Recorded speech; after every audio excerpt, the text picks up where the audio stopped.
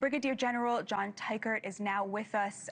First of all, thank you, General, so much for your service, and thank you for being here with us. Batya, it is absolutely my privilege. So tell us how you see this meeting. I mean, President Trump seems to be kind of laughing his way through it. I think it's kind of funny because it does seem to me like they're obviously doing this to try to show him they don't need him. But other people are saying, no, this looks like all of the achievements of Alaska are basically in the rearview mirror. He's failing. What say you?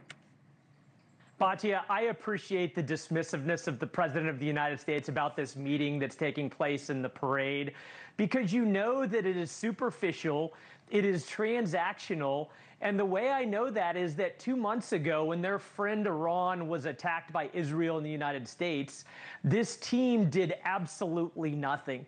That they are there to put on a show and nothing else. Now, going back to Robert Sherman in Ukraine, I think it's interesting to consider that President Trump gave a deadline to Putin 50 days ago that expires tonight at midnight. And he said there would be very severe consequences if the killing did not stop. And I think it's going to be very important going forward to see if Putin's bad faith actions and negotiations since the Alaska summit are going to have raised the ire of the President of the United States sufficiently to see the hammer drop tomorrow like it was dropped against the Ayatollah on day 61. It's such an important point. This really went under the radar that China and Russia refused to come to Iran's aid, and I so appreciate you bringing that up. So what are you hoping to see? Secondary sanctions, more sanctions on Russia? What is that hammer that you're looking to see? Batya, I think it's very interesting that the reason Putin came to the negotiating table in Alaska was because of a short deadline and the threats of economic consequences.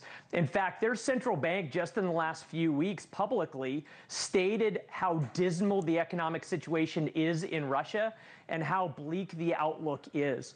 And so a combination of sanctions, secondary sanctions, increased weapon sales, relaxed restrictions on those weapon sales, and maybe even the use of $300 billion of seized Russian central bank assets that can allow Ukraine to fight Russia with Russian funds would be a great way to prove to Putin that he shouldn't disrespect and lie to the President of the United States like he has been through the last 2.5 weeks and the bad faith that he has shown since that Alaska summit. It really was shocking to me because you came out of that summit and it did really seem like the president had made significant movement. You heard Putin, in his own words, acknowledge that Ukraine has security concerns and that those have to be addressed to bring an end to the war. And then 3 days later, you heard President Zelensky admit that there were going to have to be territorial concessions. It really seemed like we were on the verge of something. And then, of course, all of the people who said don't trust Putin were proven right. Is he a rational actor here? I mean, what is going on in his mind that makes him willing to anger President Trump like that? Batya, he clearly is falling back on his maximalist aims in Ukraine. But the summit in Alaska was a necessary step because it allowed the President of the United States to look at Putin face to face. No doubt Putin shared some guarantees or promises that aren't playing out. President Trump shared the threat of very severe consequences. And now, especially 3 days later, after the European meeting with the United States, that the ball was back in Russia's court, and they have done nothing with it since then except increase the attacks to civilians and negotiate in bad faith in every possible way.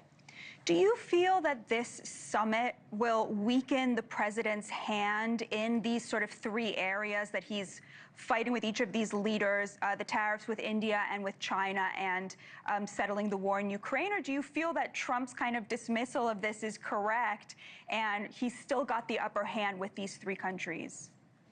Batya, I think we have the upper hand. I don't think there's a depth to this partnership, but I do think that it's important for the United States to do 2 things. Number one, to make sure that we tend to our broad and trusting network of allies and partners in a sustainable way, because it adds strength to those partnerships when we do so in a way that can sustain for the long term.